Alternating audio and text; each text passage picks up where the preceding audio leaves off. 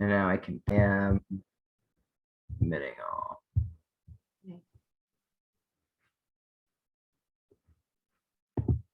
Let's see here.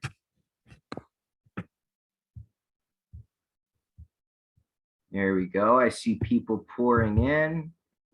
Greetings and welcome, everyone. If you want to go ahead and put your name, your location, and your agency, if you work with one, down in the chat, kind of as you enter, just so we know a general idea of who's here from where. That would be swell. Welcome to today's discussion as part of our series on substance use disorder events. Today we'll have Julie Dealing talking to us a little bit about homelessness and substance use disorder in youth, and some of the correlations that play a part in all that. We are excited you could join us. This is one of our shorter presentations. This is scheduled to go till about 1:40, 1:45.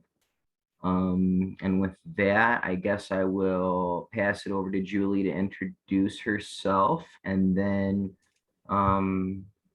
get started. So go ahead, Julie. Thanks, Alex. Hello, my name is Julie Dealing. I'm the Central Regional Youth Partner with Families Together. I'm in New York State with Youth Power.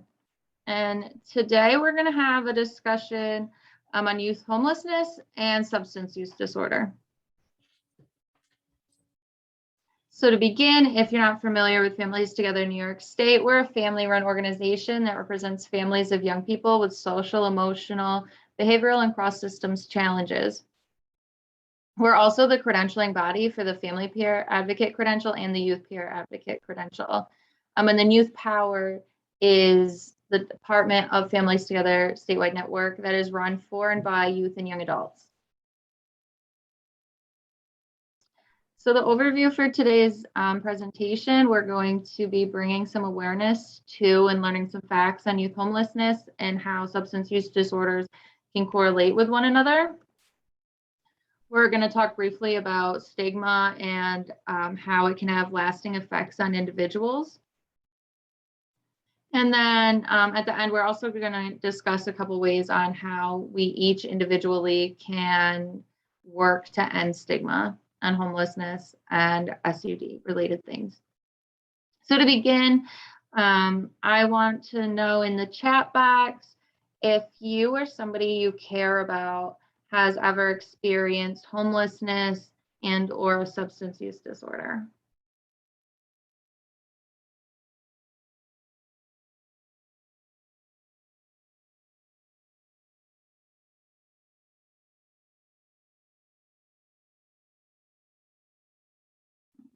So somebody put in that they have, and they know others as well.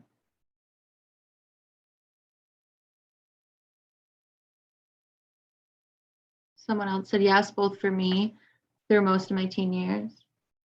Thank you for your honesty.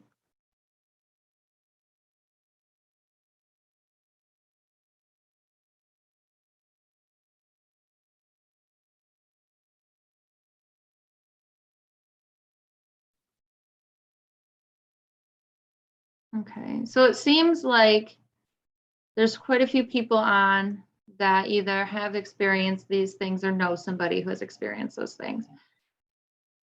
So my next question is, have you ever experienced stigma around these things in your life?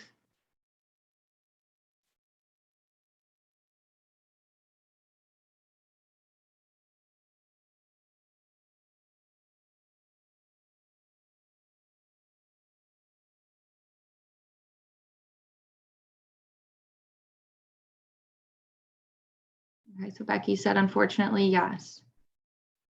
Dan said yes.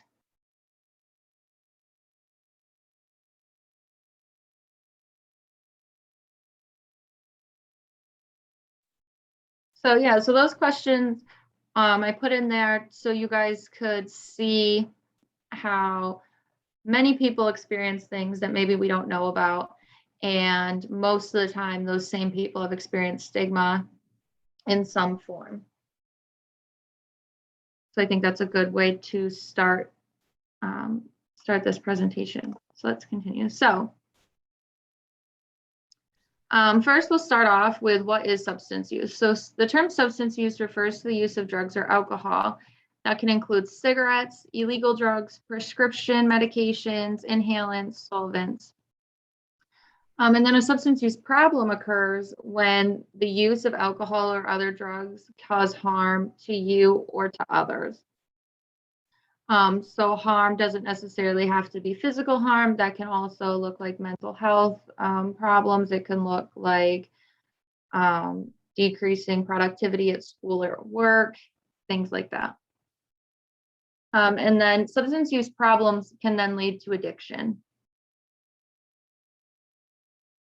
So in New York State in 2018, 1 in 6 adolescents had used an illicit substance in the past year. And then 2 in 5 young adults had also used a substance in the past year. About 1 in 8 youth use marijuana. I'm sure as marijuana has been decriminalized, this number will rise. More than half of young adults that were asked are current alcohol users. 2.4 million young adults had both a mental illness and a substance use disorder. And then about 3.8% of youth and a little over 15% of young adults could have benefited from using some sort of substance use treatment, but less than 1% of youth and a little over 1.5% of young adults received those services. So how does this correlate to homelessness?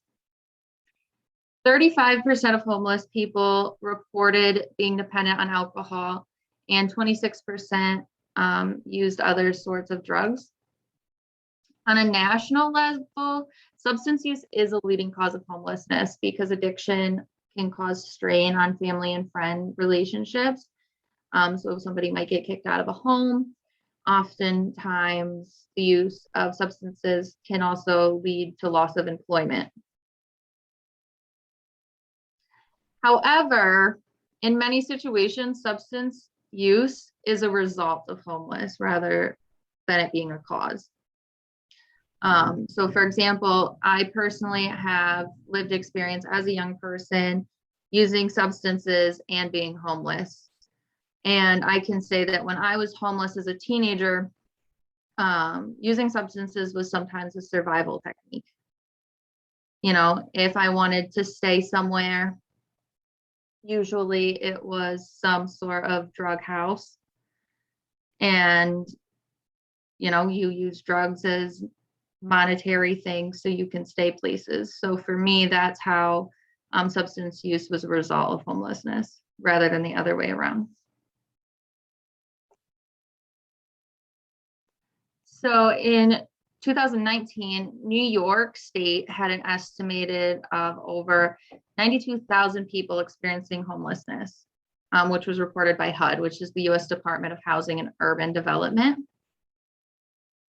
A little less than 3,000 of those people were unaccompanied young adults. So that means people between the ages of 18 and 24 who were alone.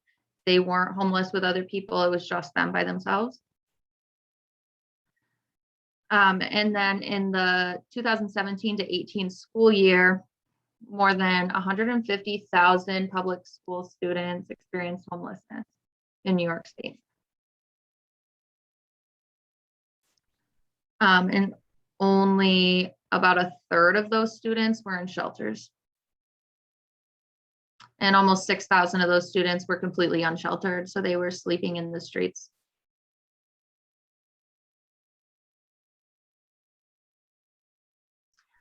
In the central region, as I mentioned earlier, I'm the central regional youth partner. So in the central region, in the 2019 and 2020 school year, over 6,000 public school students experienced homelessness.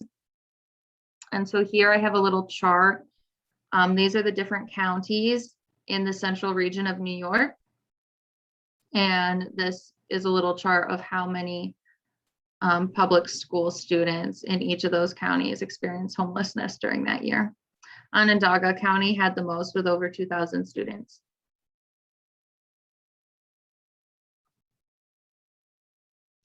So why it's important to discuss both of those things.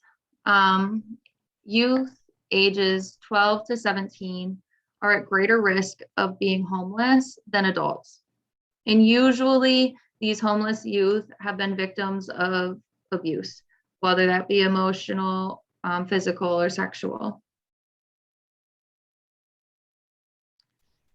And then over 70% of missing, runaway, throwaway, or abducted children reported a substance use disorder.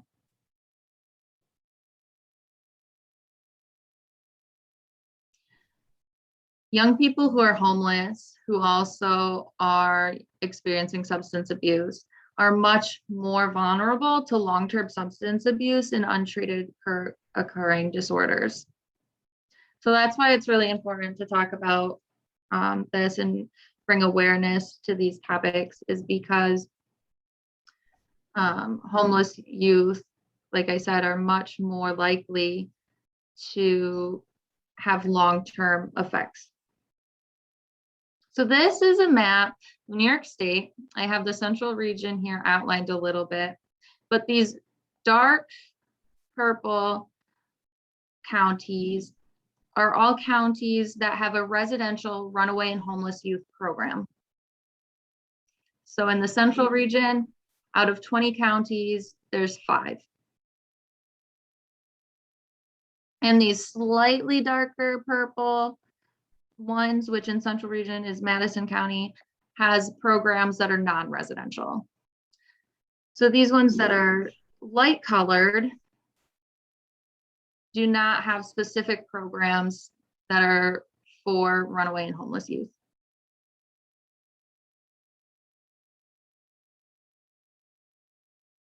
And I can say I'm from Shenango County. So being homeless in Shenango County, I had very limited resources as a teenager to utilize, unless I wanted to go and move and relocate. But as a teenager, without parents' consent and without having legal systems involved, that's really difficult to do. So now we talked about some of those facts. So now we need to talk about, like, why is that important, and why and how do these things affect people even after they've gotten past them? So stigma, this is the Oxford definition. Stigma is a mark of disgrace associated with a particular circumstance, quality, or person. So for example, the stigma of having gone to prison will always be with me.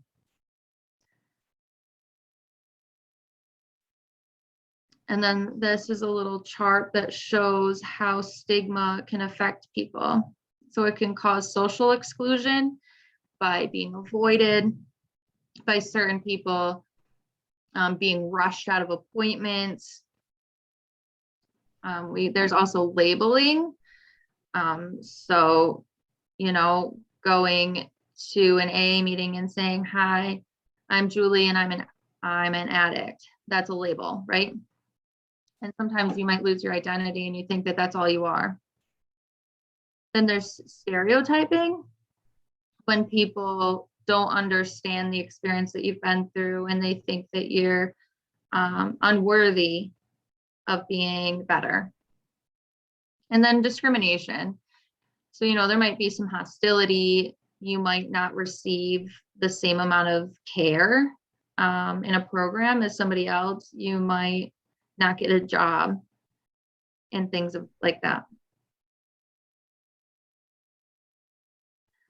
So now I have a little video of a man who experienced substance use disorder and homelessness between the ages of like 18 and 25.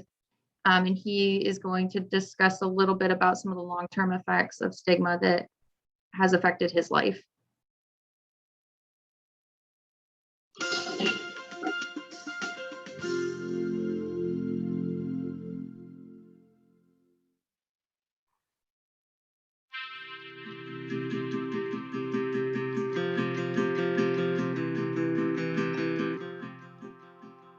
Before I start, I would like everybody to get a visualization. Leaving this building, getting in your car. As you get in your car and you leave, you're driving down Shaw, and you notice a young man that's leaned over in the gutter. And as you drive by this individual, you notice that he has a needle, and that it's in the gutter. And as you drive by, you realize, oh my God, this young man is about to use heroin with this gutter water. What do the next 10 years look like for an individual in that state? Are they successful? Do they get sober? Do they go to prison? Do they go to jail? Do they have a family? Do they die? Now, I want you to understand this. It does not matter what that individual does from that point forward.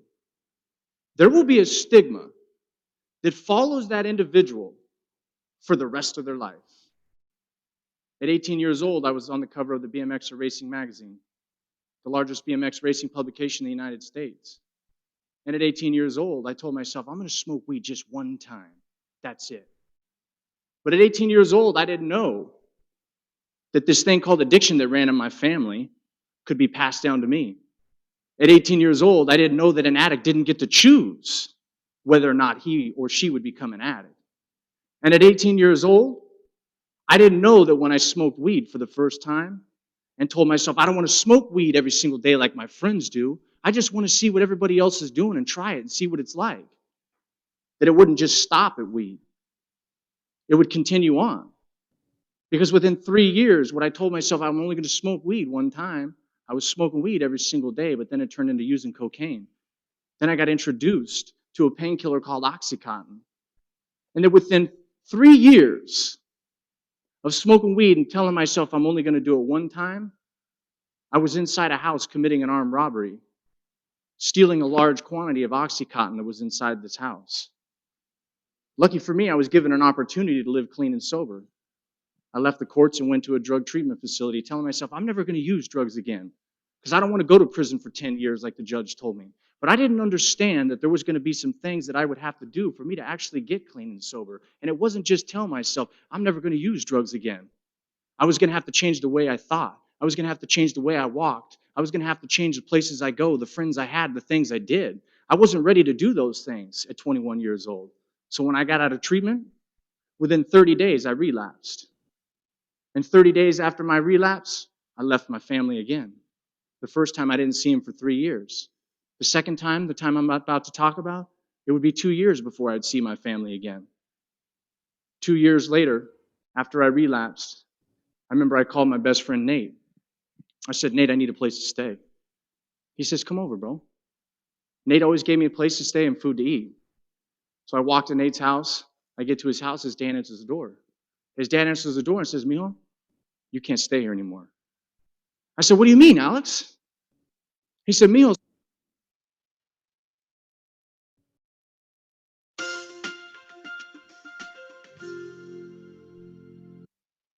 years old, I didn't know that when I a large quantity of Oxycontin that was inside this house.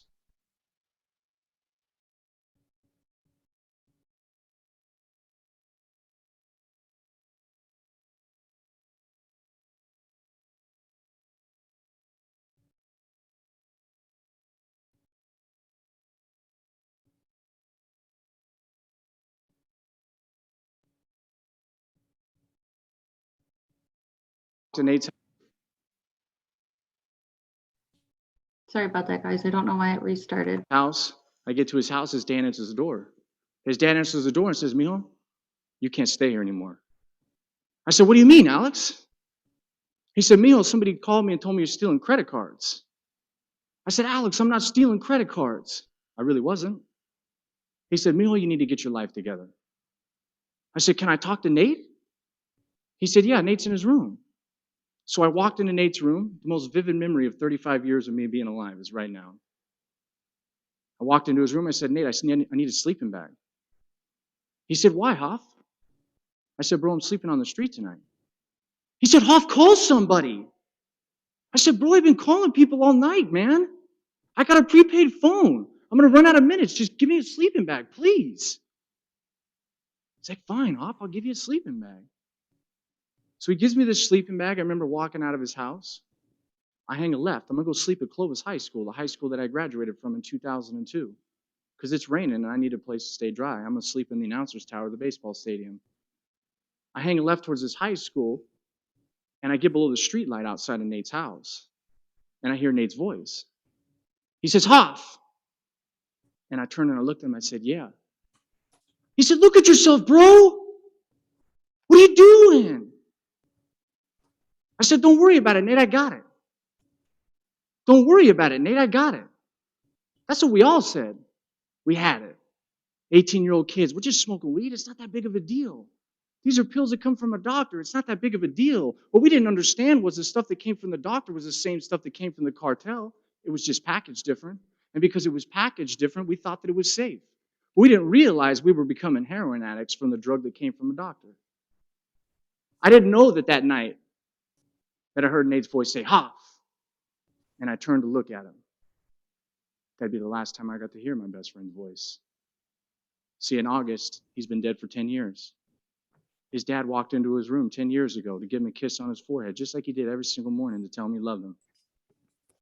And Alex found Nathan dead on the floor from a drug overdose. 11 people that I grew up with have died from drug overdoses. I know more people that have died from drug overdoses than gotten clean and sober. That's a fact. It's not that you can't get clean.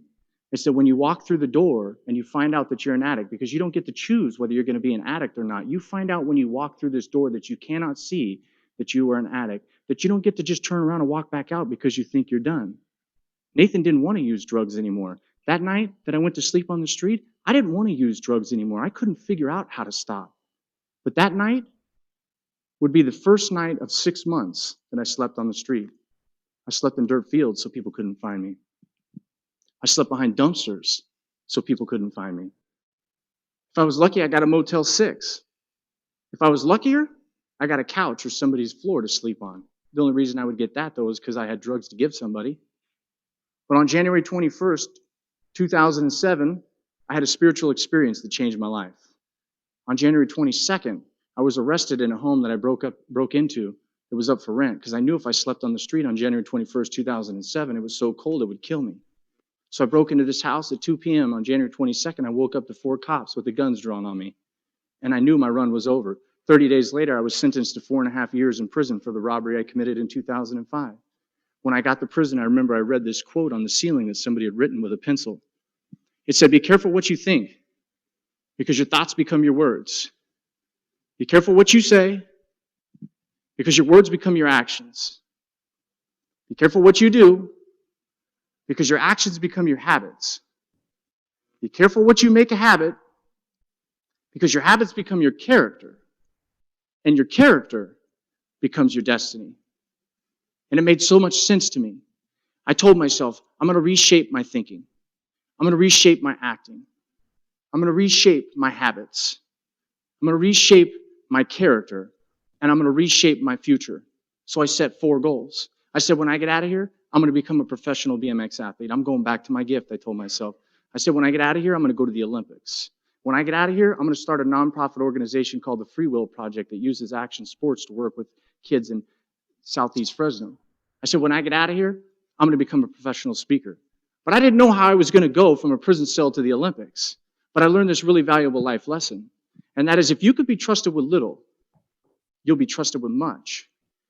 And so I learned this really valuable thing that every addict needs to know if they want long-term recovery. And that is, all the small details in life are actually very important. So I told myself, I need to learn how to brush my teeth every single day and treat it like the Olympics. So that's exactly what I did. I learned how to brush my teeth every single day. Then I learned how to organize my stuff. After I learned how to organize my stuff, I learned how to make my bed. After I learned how to make my bed, I learned how to physically train for the Olympics in prison, even though I wasn't going to get to touch my bike for years. And I was confronted by stigmas. A cop called me into the office when she heard about what I was talking about with 8 other cops in the office. She says, hey, we hear when you get out of here, you're going to race BMX professionally and go to the Olympics. I said, that's right. She said, no, you're not. Don't fool yourself, kid. You're going to come back in here just like everybody else. But I walked back to my bunk and I said, don't listen to that lady. Keep brushing your teeth. keep making your bed, keep organizing your stuff. On December 13th, 2008, 9 years almost to this day, I met my parole officer that told my mother straight to her face, your son is going to go back to prison and it's going to be your fault. Because you believe the story that your son is telling you. The only reason he's telling you this story is because he needs a place to stay. I want to put your son in a halfway house, but I can't do that because you are going to let him go home. So I want you to know when he goes back to prison, it's your fault. 5 months later, I raced my first professional BMX race ever. Hadn't touched a bike in 7 years. I took third place. That first year, I won 5 races at the lower pro division, moved up to the Olympic level. 1 year after being back on my bicycle, I was invited to the Olympic Training Center to train with the top athletes in the world. In 2010, I picked up a microphone. Not to make it a career, I just wanted to help people. I didn't care who it was. I wanted to tell my story. I wanted to inspire people to understand that people can change and people go through things. You're not alone. You got to speak up. But whatever it is that you're facing, you can overcome it. In 2011, I blew my knee out at the end of my racing career at the elite level. But I told myself, there's a reason why you blew your knee out. Just keep brushing your teeth, keep making your bed, keep organizing your stuff. And then it came to me this microphone was more important. And then it came to me that I needed to start the Free Will Project, which I did in 2012. By the time 2016 came around, I became one of the most sought-after substance abuse speakers in the country.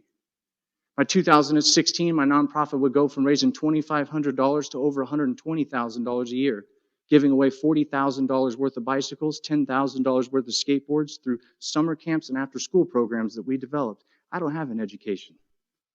It was done on passion.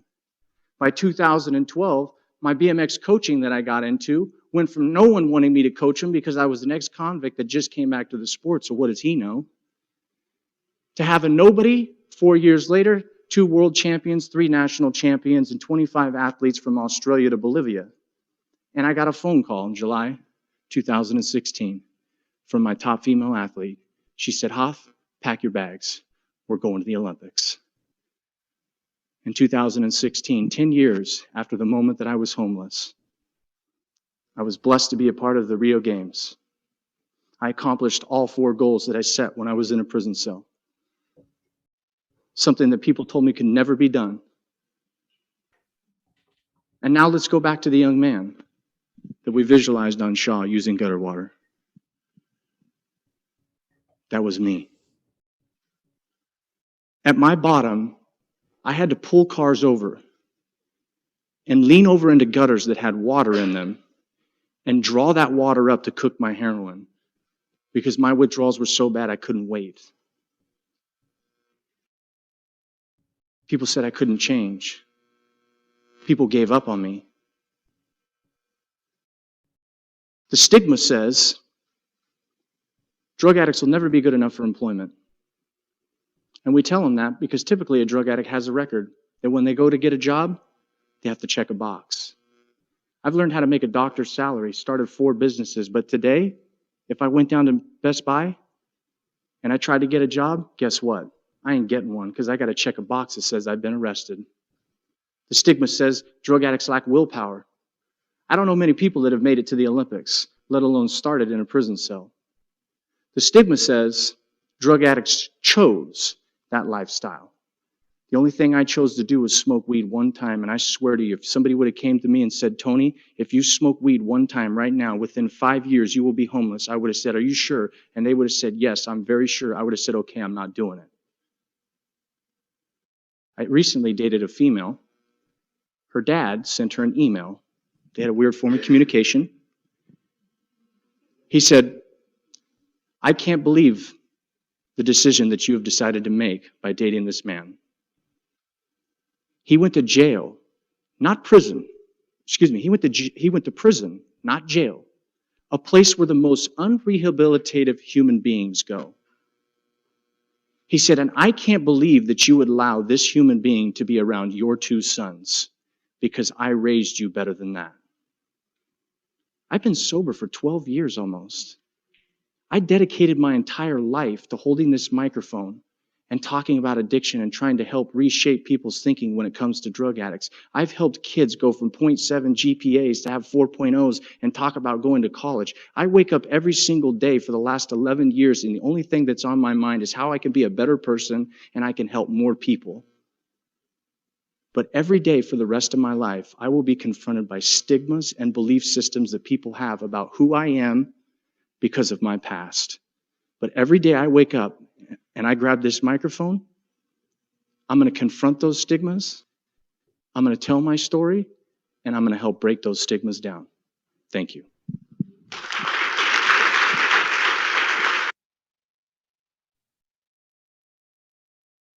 Okay.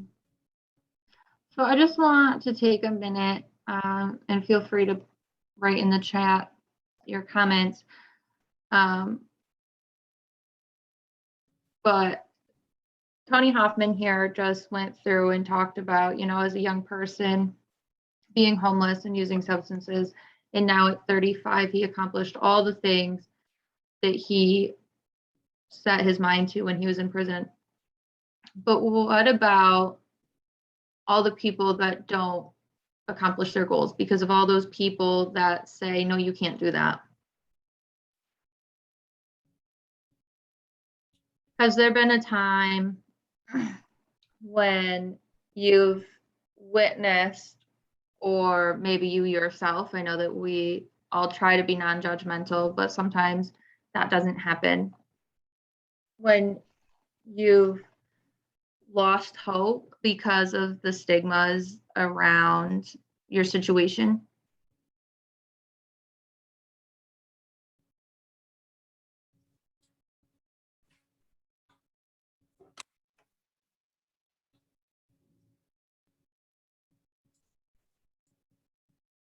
I can say that for myself. It took a long time for me to feel comfortable sharing my story in a public setting like this, even just saying that I'm in recovery, or I was homeless once, without going into detail, because there was a time where I was told, hey, girlfriend, what are you doing? I was told, don't do that. You're going to burn bridges. You're not going to be able to go anywhere in life. So have you experienced anything like that before?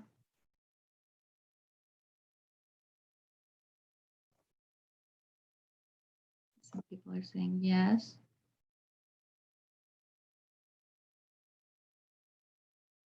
Somebody put, it can be exhausting and so discouraging to feel like you constantly have to defend yourself. I 100% agree with that. And then someone else said, asking inappropriate questions is also common. Yes, I agree with that as well. People assuming they have a right to your story because of your situation.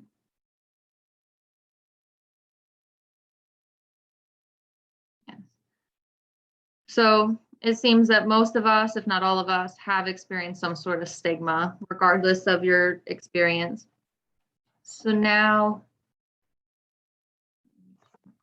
so what can we do about it? What are some ways, if you want to put in the chat box, that you think that as an individual you can do to help end stigma?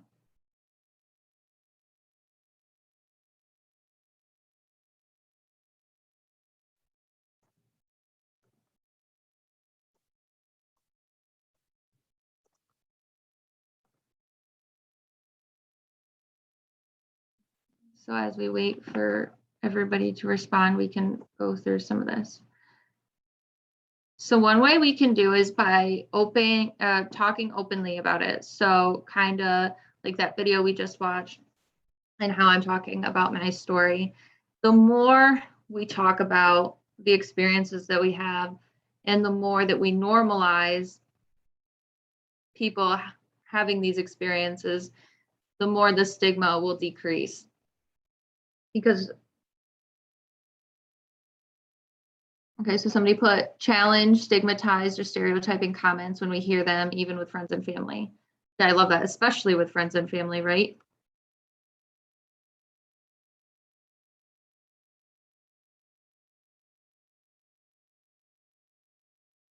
So again, with the talking openly about it, a lot of people think like, well, that doesn't happen here. I don't know people with this experience.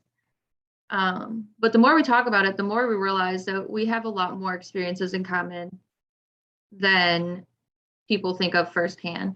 And we don't realize that because of the stigma. So the more we talk about it, the more awareness other people will have. Another thing we can do is we can educate ourselves and the people around us, as it was just said in the comment, challenging those comments when we hear them, educating yourself, because you don't know what you don't know, right? If you've never experienced homelessness or you've never experienced addiction in any form, then educating yourself on that. Attend webinars like this where you learn about the different statistics and the things happening in your community. The next step is that we can be conscious of our language. So, like it was mentioned earlier, not asking inappropriate questions or using stigmatized language. We can encourage equality, as it was mentioned earlier, and the video, you know, you have this experience, you might not have a job, you might not have a relationship, you might not have these things because we're separated. So encouraging equality regardless of your past. Show compassion. So that can just be, you know, being nice to people, be kind to people. Choose empowerment over shame. So instead of, you know, looking at yourself as a failure, you can use your experiences to empower you to do better. And then lastly is to be honest about treatment. People are really stigmatized over certain different treatments for addiction and homelessness. I think the more, again, goes back to talking openly about it, the more you're honest about the treatment that you're taking and that other people are taking, the more awareness it brings to your community as to what is available for other people.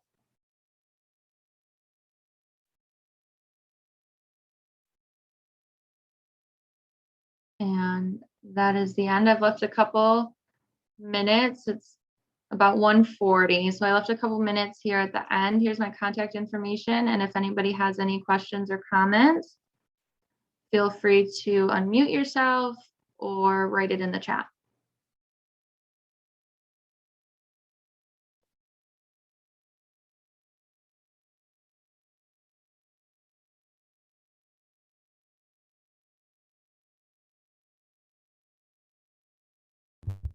Awesome, Julie. Thank you so much.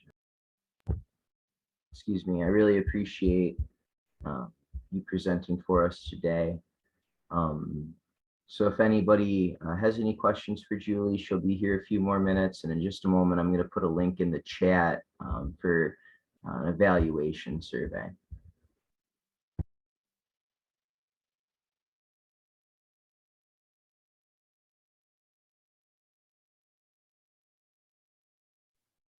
Thank you, Alex, for inviting me, and thank you, everybody, for sitting in on today's webinar.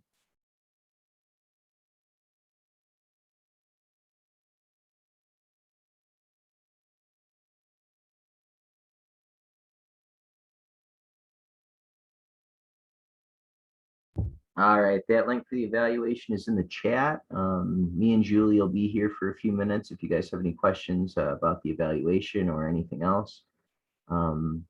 So go ahead and just give us a shout out, and we'll see you next time.